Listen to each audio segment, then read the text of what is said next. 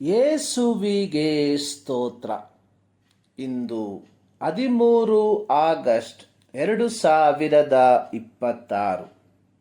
ಎಲ್ಲರಿಗೂ ಸುಪ್ರಭಾತ. ಈ ದಿನದ ಧ್ಯಾನ ಭಾಗ ಇಬ್ರಿಯರಿಗೆ ಬರೆದ ಪತ್ರಿಕೆ 10ನೇ ಅಧ್ಯಾಯ 5, 6, 7 ವಾಕ್ಯ. ಕ್ರಿಸ್ತನು ಭೂಲೋಕದೊಳಗೆ ಬರುವಾಗ ಯಜ್ಞ ನೈವೇದ್ಯಗಳು ನಿನಗೆ ಇಷ್ಟವಾಗಿರಲಿಲ್ಲ. ನನಗೆ ದೇಹವನ್ನು ಸಿದ್ಧ ಮಾಡಿಕೊಟ್ಟೆ. ಸರ್ವಾಂಗ ಹೋಮಗಳಲ್ಲಿಯೂ ದೋಷ ಪರಿಹಾರಕ ಯಜ್ಞಗಳಲ್ಲಿಯೂ ನೀನು ಸಂತೋಷ ಪಡಲಿಲ್ಲ.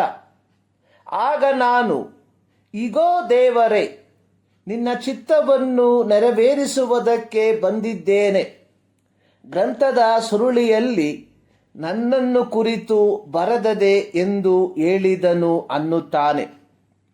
ಇಬ್ರಿಯ ಗ್ರಂಥಕರ್ತವು ದಾವೀದನು ಬರೆದ ಕೀರ್ತನೆ 40ನೇ ಅಧ್ಯಾಯದ 6ರಿಂದ 7 ವಾಕ್ಯಗಳನ್ನು ಈ ಭಾಗದಲ್ಲಿ ಉದ್ಧರಿಸಿ ಬರೆದಿರುವಂಥದ್ದನ್ನು ನೋಡುತ್ತೇವೆ. ಹಳೆಯ ಒಡಂಬಡಿಕೆಯ ಯಜ್ಞ ಯಾಗಾದಿಗಳು ಅದು ಕೇವಲ ಬಾಹ್ಯ ಕ್ರಿಯೆಗಳಾಗಿದ್ದು ಅವು ಎಂದಿಗೂ ಸಮಸ್ಯೆಯ ಮೂಲ ಭಾಗಕ್ಕೆ ತಲುಪಲಿಲ್ಲ.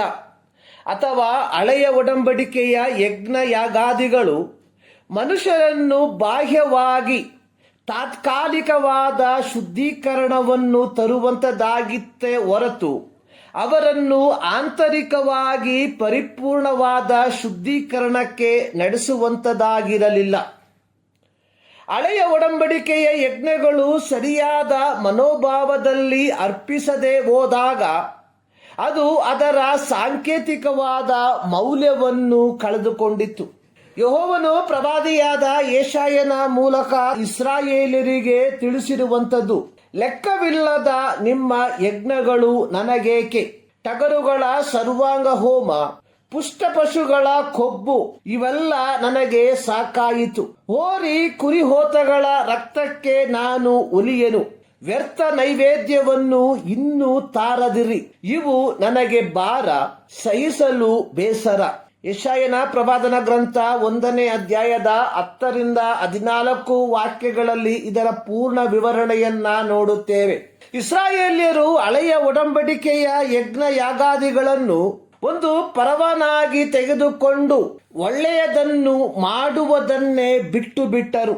ಹೀಗಿರಲಾಗಿ ಯೇಸು ಕ್ರಿಸ್ತನು ಜಡವತಾರವನ್ನು ತಾಳಿ ಅವತರಿಸುವುದಕ್ಕೆ ಸಿದ್ಧನಾಗಿ ತಂದೆಯಾದ ದೇವರ ಚಿತ್ತವನ್ನು ನೆರವೇರಿಸುವುದಕ್ಕೆ, ಅಂದರೆ ತನ್ನ ಸ್ವಂತ ಶರೀರವನ್ನು ಯಜ್ಞವನ್ನಾಗಿ ಅರ್ಪಿಸುವುದರ ಮೂಲಕ ಹೋತ ಹೋರಿಗಳ ರಕ್ತದ ಮೂಲಕ ಸಾಧಿಸಲಾಗದ ನಿತ್ಯ ವಿಮೋಚನೆಯನ್ನು ತನ್ನ ಸ್ವಂತ ರಕ್ತವನ್ನು ಚೆಲ್ಲುವುದರ ಮೂಲಕ ಸಂಪಾದಿಸುವುದಕ್ಕಾಗಿ ದಾಸನ ರೂಪವನ್ನು ತಾಳಿ ಮನುಷ್ಯನ ಆಕಾರದಲ್ಲಿ ಕಾಣಿಸಿಕೊಂಡು ಶಿಲುಬೆಯ ಮರಣವನ್ನು ಹೊಂದಿದನು. ಯೇಸು ಕ್ರಿಸ್ತನ ಶಿಲುಬೆಯ ಮರಣ ಕೇವಲ ಒಂದು ಮರಣದಂಡನೆಯಲ್ಲ, ಬದಲಿಗೆ ವಿಧೇಯತೆಯ ಅಂತಿಮ ಕ್ರಿಯೆಯಾಗಿತ್ತು. ಪ್ರೀತಿಯ ದೇವಜನರೇ, ನಾವು ದೇವರನ್ನು ಆರಾಧಿಸುವಂಥದ್ದು ವಿಧೇಯತೆಯ ಆಧಾರದ ಮೇಲೆಯೇ ಹೊರತು ಭೌತಿಕ ಮೇಲುಗಳನ್ನು ಹೊಂದಿಕೊಳ್ಳಬೇಕೆಂಬ ಬಯಕೆಯಿಂದ ಆಗಿರಬಾರದು.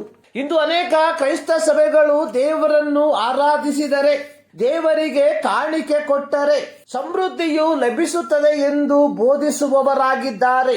ಇಂತಹ ದುರ್ಬೋಧಕರ ಹಿಂದೆ ಹೋಗಬೇಡಿ.